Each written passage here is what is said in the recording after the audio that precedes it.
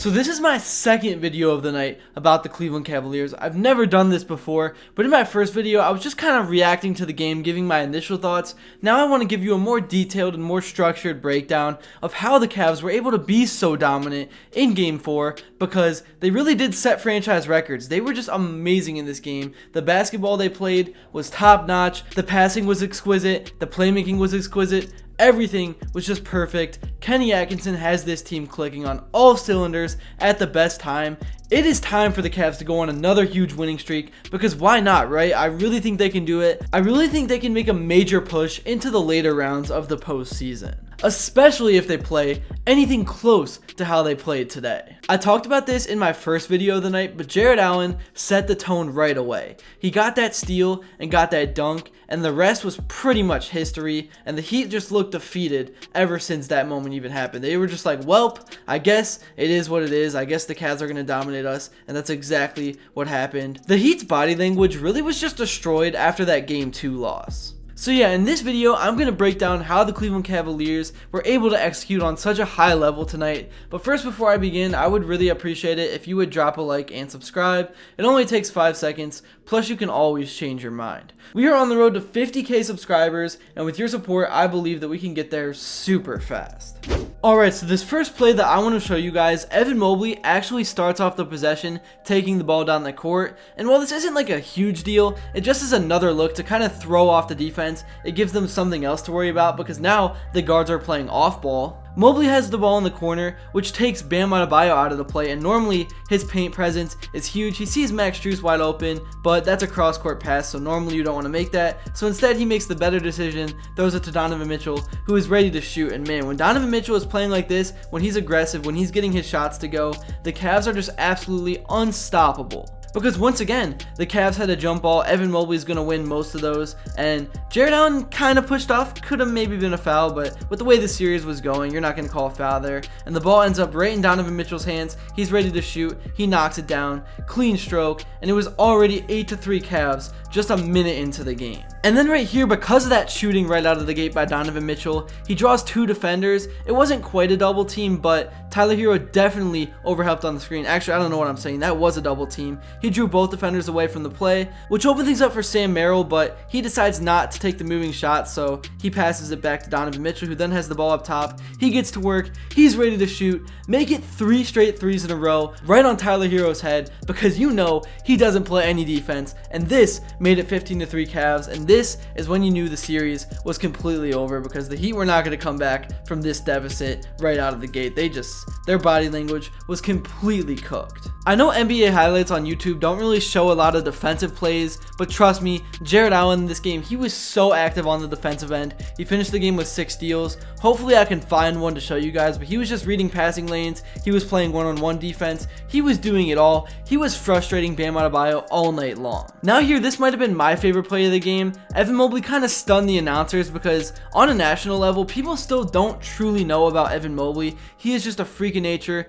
Donovan drives in, gives it up to Ev, who then kind of pump fakes the 3 and just blows right by Andrew Wiggins and finishes strong around the rim with the dunk. It is not often that you see a 7-footer cutting and getting right around a guard, especially a guy like Andrew Wiggins. Actually, I meant to say a small forward, but you get my point. Centers are not supposed to do this, and Evan Mobley does it at an elite level. He truly is a one-of-a-kind. Because even Wemby's great, but Wemby doesn't have the body control yet to do stuff like that. Actually, he does, but you know what I'm trying to say. Like, he's not going to do it with that kind of emphasis. He would have probably just shot the 3 there. That's the frustrating thing about Wemby. I feel like he could finish inside with so much ease every time, but he always spots up and shoots 3s for no reason. I'm not saying he can't make the 3s, but I think Evan Mobley is a lot more mature, as he should be, because he's been in the league longer. But right now, I think Evan Mobley is a way better player than Wemby. Not to make any comparisons, because there's really no reason to, and also I'll probably get clipped for saying that, because that was a crazy Cleveland bias take, but whatever. It is what it is. Now here, Jarrett Allen gets the rebound. He gives it to Jerome, who leads the fast break. He swings it over to Mitchell. Mitchell's looking to pass, gives it to Dean Wade inside, who finishes with a reverse layup. This is just great transition basketball. You don't have to overcomplicate things. You just make the easy pass and you finish right away. So often I see plays in transition where guys try to make that extra pass.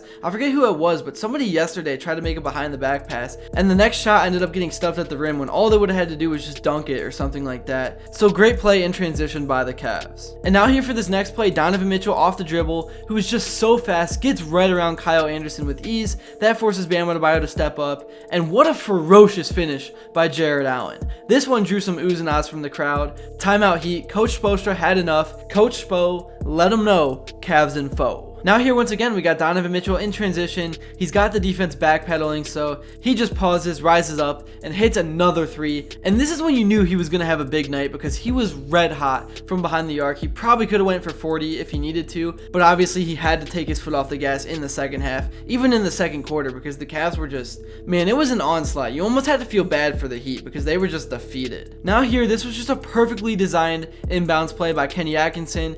Everyone's moving, and even though things didn't open up at first because the Heat were kind of over-helping up top, DeAndre Hunter created some space in the corner, and he has enough length to go get the ball, and he just completely beat Andrew Wiggins. He had an easy finish. I'm not sure how much contact there was. I think he got hit across the arm, but he finished for the and one, and at this point, the Cavs were already up by 30 points, and it wasn't even the end of the first quarter. One thing that the Cavs did so well in this game is they ran in transition. Almost every single highlight I'm breaking down right now is transition. Right here, Max Strus has the ball. He gives it up to DeAndre Hunter, and you kind of thought that he was going to be hunting for a shot here because he wasn't as involved over the playoffs. This was his night to take over, but nope, he stayed on brand. He kept the ball movement going. He was super unselfish. He drove in, got right by his defender, and then just gave it up to Evan Mobley, who was wide open for the dunk. This is just Cavs basketball. This is the definition of it, and it's why I really do think they are deep enough and good enough to win a championship. Now here, this is the final play, I promise, that I want to show. Ty Jerome has the ball up top, Dean Wade sets the screen, and Max Strus is just always moving. If you watch him closely throughout a game,